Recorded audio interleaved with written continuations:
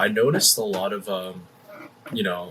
times the students' tuitions, the amount of people pay, they go towards more for advertisement than like anything, that actually helps the school grow or helps the students out, uh, like over time.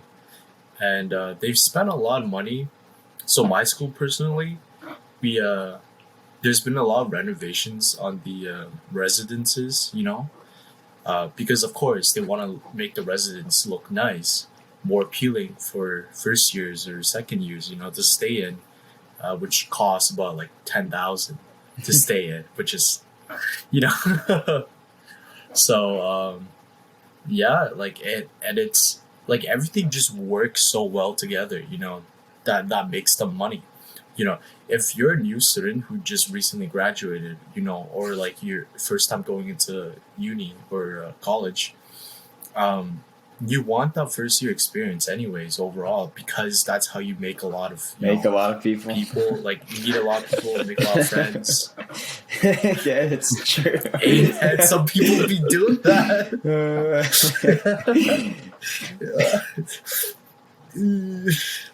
But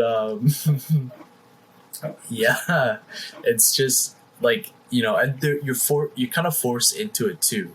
A lot of schools require you, almost, well, not require, but like almost require you to go into residency, in order to, and like, in order to get a lot of the benefits they offer too.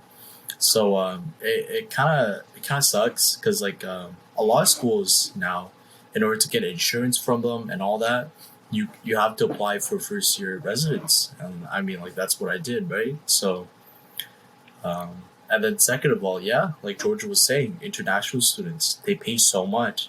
I've heard people pay like Yeah. upwards to like 50,000.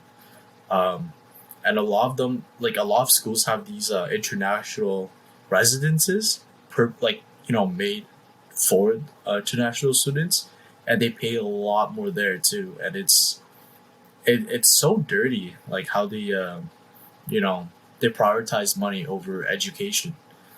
A lot of these places, and like that's another thing I want to get into a little bit later. You know, but yeah, what are your thoughts on like what are some things you guys notice Well, I'll about just the continue business right side off of what you're saying universities? with the international students and the tuition, because that is huge, right? I feel like in Canada, because tuition is not quite as expensive, and student loans, and also, I guess, just part-time jobs, working while you're going to school, working during the summer, and also money from like scholarships. Overall makes it a lot easier overall. And people don't really struggle with that nearly as much as in the States, because the tuition there is, quite frankly, just insane. Yeah. And the point I really wanted to get at, well, not exactly a point, but just a little thing I want to point out, is that there are American students going to Canadian schools paying the international student fee, which is a lot more than a domestic, price, and still cheaper than going to school in the States. And I think we could do a lot better here. We've talked about this before in other episodes. We're talking about some of the biggest problems in Canada, right? But the States, they've got some very, very serious problems that they're not really addressing right now. And the fact that we have American students coming here with cheaper tuition being a major reason is really, telling of the issue that exists over there.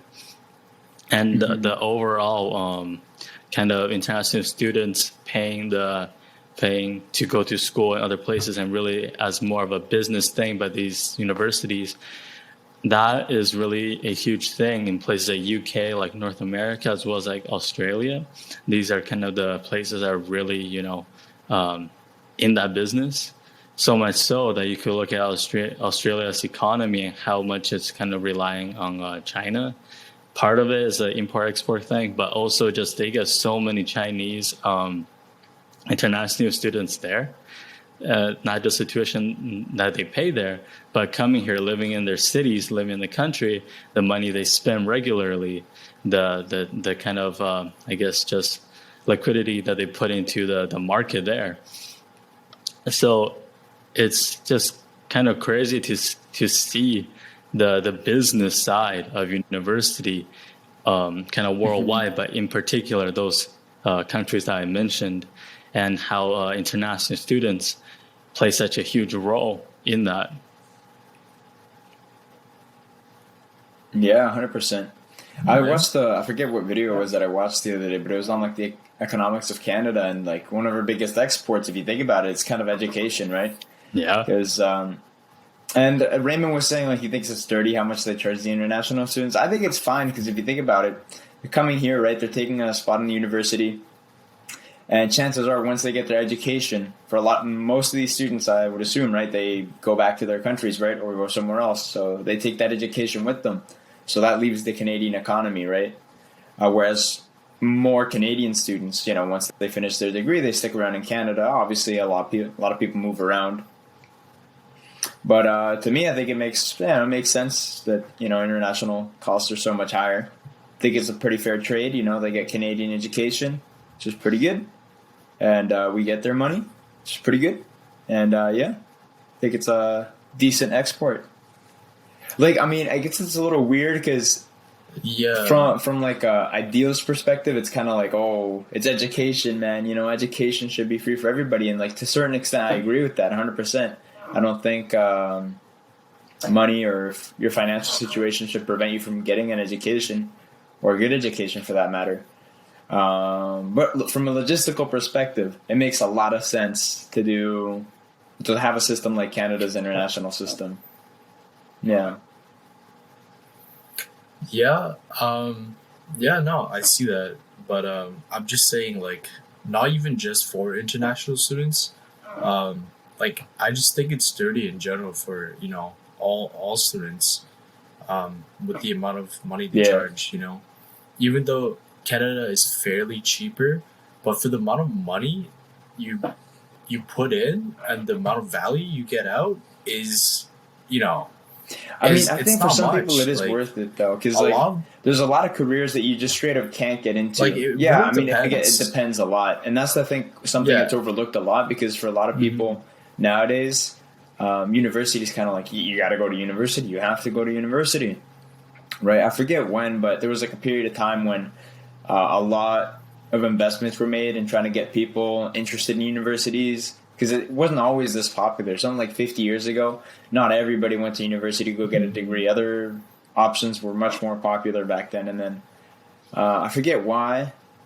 Yeah, trades, exactly right. I forget exactly what it was, but for whatever reason, they really started pushing like, yo, university is the way to go. It is the way to go. And nowadays, it's gotten to the point where it's almost like a cult. Like in high school, something, I'm not going to go to university. You look at them like, yeah, okay, buddy.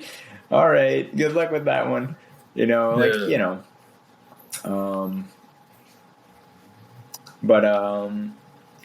a lot of stuff that like you legitimately can't do without university. So like, for example, the field that George is in, right? You can't get a start in that field unless you go to uni. That's the only way, right? There's no alternatives, Yeah, you can't just go into a lab and just start doing things.